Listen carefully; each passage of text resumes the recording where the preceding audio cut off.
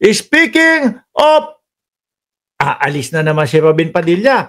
May rally daw sila. Baka yung rally, dito naman. Aalis din siyempre ang vice-presidente.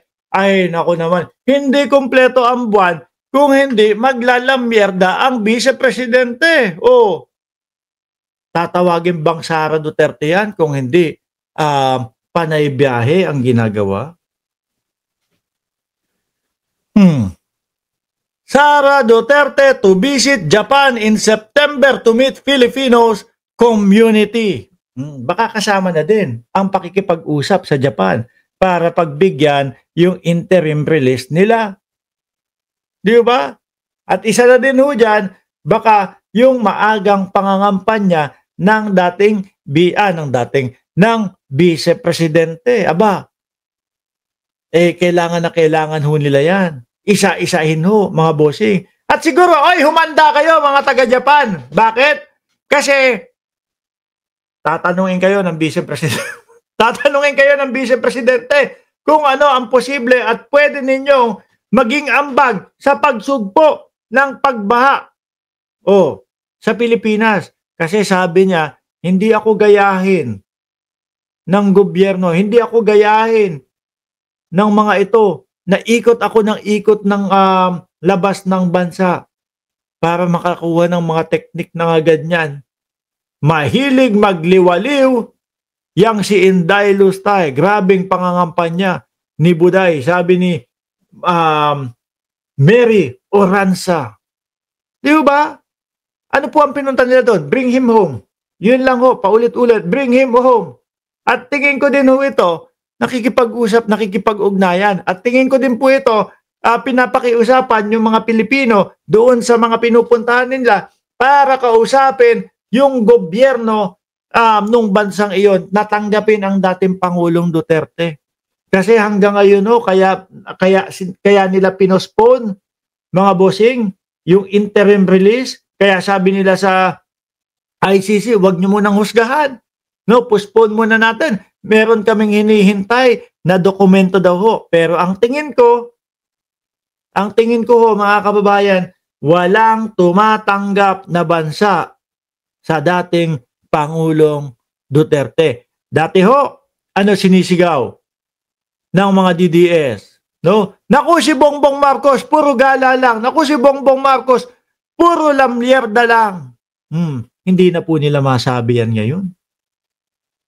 Kasi ho, mga kababayan, ayan mismo ang nagtataglay ng puro lamyerda. Galing sa dahig, isang buwan doon, uuwi ng Pilipinas, magpapahinga, lilipad ng Australia, uuwi ng Pilipinas, tapos sa iba, tapos saan ba yung huli? Kuwait. Kuwait ba? Tama ako? Kundi ako nagkakamali. Tapos lilipad ulit ng dahig, tapos uuwi, tapos September, Setyembre, Japan naman daw. Ohayo gozaimasu! I-welcome nyo na si Inday Sara. Pero dapat, kumpleto kayo ng ipapayo kay Inday Sara Duterte, lalong-lalo na kapag tinanong kayo patungkol doon sa flood control at doon sa pagsugpo ng baha sa Pilipinas. Basahin ko to. Manila, Philippines, Vice President Sara Duterte is embarking on another international trip. Buwan-buwan yan A scheduled visit in Japan next month where she is set to meet with the Filipino community there. It will be her third trip to Japan this year. Grabe. Kala ko ito yung una. Pangatlo na naman pala, mga boss. Ano po? Ang sarap maging turista. Duterte disclosed her trip to Japan when she was speaking to one of her supporters during an interview on Thursday, Netherlands time in The Hague, where she visited her detained father, former President Rodrigo Duterte.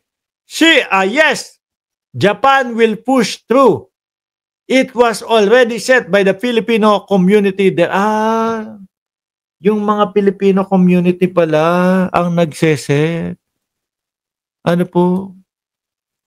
Ayos. Sa mga paliwanag. According to her, the event will be a large gathering organized by the Japan-based Filipino dedicated to expressing their support for the jailed former President Duterte. Ayan, ano pa po ba ang gagawin nila? Puro ho ganon, mga kababayan. Paulit-ulit na bring him home. Sabi ko nga ho sa inyo, mga boss,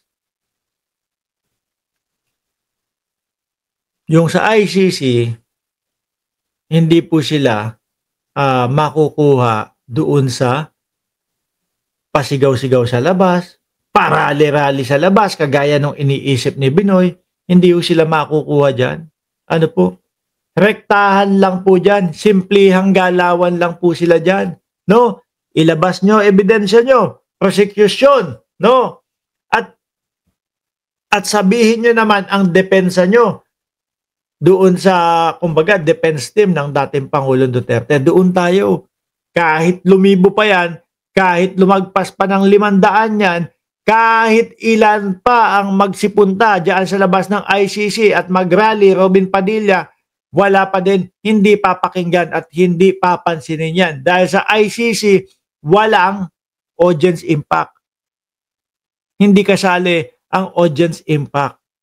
Di ba? Hindi din kasali yung mga call a friend. Walang ganun dun. Pagalingan ng depensa at pagandahan o padamihan ng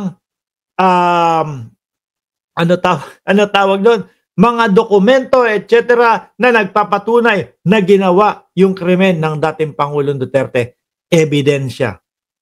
Doon lang po yan babase. At doon sa mga magsasabi na kami din po ay testigong buhay na nakita namin na ganun niya, binubuyo yung mga suspect pa lang. Kaso, ang dating Pangulong Duterte, inamin niya na yan sa Senado ho eh.